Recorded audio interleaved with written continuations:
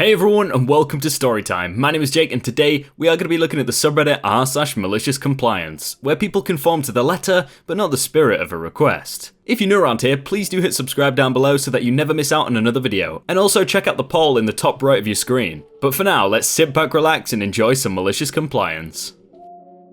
Oh, you don't want a grievance filed against the company? Background. I work in social work with individuals who have varying degrees of intellectual disabilities. The past few months, one of my clients has been repeatedly complaining about items being stolen. Unfortunately, his service coordinator's boss refuses to take it seriously, and nothing whatsoever is getting done. Well, I had been helping him file grievance reports against the company that provides services to him. His third-party case manager's idea, not mine, for refusing to take him seriously. Any grievance filed against a peer gets the police involved, and it's stolen food, not money. It's just been going on for a year without stopping. And just tonight, I discovered that the same individual who was refusing to recognize the problem had recently told him he can't file grievances against the company. She more or less bullied him into rescinding his grievances while attempting to make him feel dumb for even daring to file against the company. She'd also made it very clear to him that he couldn't file a report against a peer.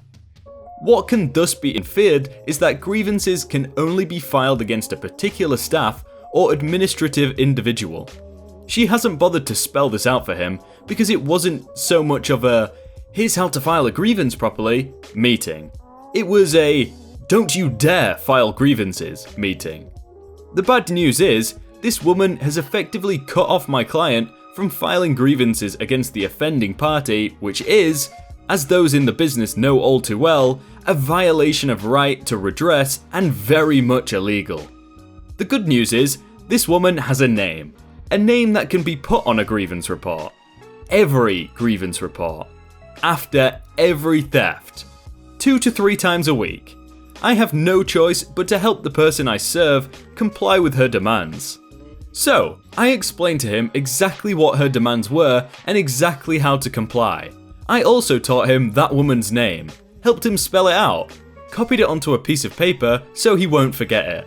I then made a notation on his case file outlining how I'd helped him comply, as well as what he'd been told not to do as explanation of how this came up, and sent it to his service coordinator while also tagging in his case manager, the person who had told him to file a grievance against the company in the first place. Update for clarity. It's a 5-person waiver home, and we know which of his housemates is stealing. It's also been going on for a year, and the stealing against other peers has been going on since 2015. Everyone on the ground wants something done, but the second it hits upper management, it hits a wall. Update 1. My boss texted me about meds, so I mined her for info. The corporate lady basically asked him to cancel the grievances because there is more we can do in-house to stop the theft before moving it to a grievance. As though he hasn't been stolen from the entire time he lived there. As though we haven't moved heaven and earth to stop it. As though we aren't doing enough. I suspect the true motive is that once there is a grievance on the books, corporate has to do something about it. Which, let's be clear, is precisely why we filed them in the first place. Take one entitled parent, add a dash of malicious compliance, a sprinkle of petty revenge, it's delicious. Just to start this, hurting a child to get revenge on the other parent is a horrible thing to do. Too often, people forget that the child is the most innocent person when parents split up. Do not take your hate for them out on the kid. That being said, no child was harmed in the making of this story. Now that's out of the way, let's move on to the story, shall we? My ex is the very definition of an entitled person. She fakes a disability to get a check, has never worked a day in her life, and has always expected everything in her life handed to her. Now, all that being said, I hold none of that against my son. It isn't his fault that I stuck it in crazy. When our son was born, her bubble of spoiled rotten extended out to him. For a while, I didn't blame her. She wasn't ever supposed to be able to carry a child to term, and I wasn't supposed to be able to father anymore. I'd had a vasectomy after my 3rd son was born, so yeah, got this one tested, and yeah, he is mine. But, as always happens with entitled people, It was never enough, and eventually we split. Now, I pay a healthy amount in child support, more than the courts would actually order, and I pay on time, every time. It's enough that even after food, clothes, and other expenses, she still has plenty left over to spoil him. Recently, she began to complain about the fact that when I buy him presents, they always stay with me. I have him 3 days a week, but she wants his entire toy stash to go back to her house during her 4 days. I refused. She continued to whine, and I fumed about it to my new wife, and a plan started brewing. I agreed that from now on, I would send half of what I got him for holidays to her house, and it could all stay there. She was proud of herself. Easter was coming. I had already bought my normal bounty, mostly consisting of outside toys. I had water guns, balls, bats, a giant outdoor bowling set, and a liberal sprinkling of candy. I went shopping again, this time with my wife. No outdoor toys this time, knowing she would not take him out to play with them. No, this time I went a route that would suit her musical and artistic child. He loves playing outside in the dirt, by the way. She just can't keep up with him when he does.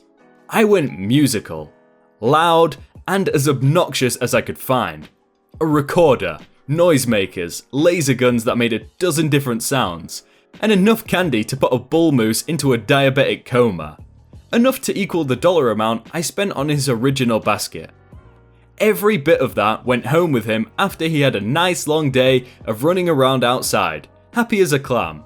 She, of course, was thrilled seeing the volume. Her little prince was getting a quadruple Easter.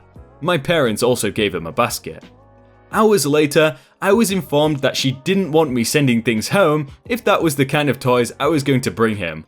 He was running around the house, screeching through the recorder, powered by a combination of chocolate and pixie sticks. He absolutely loves the recorder. It's not so bad when you let him play with it outside.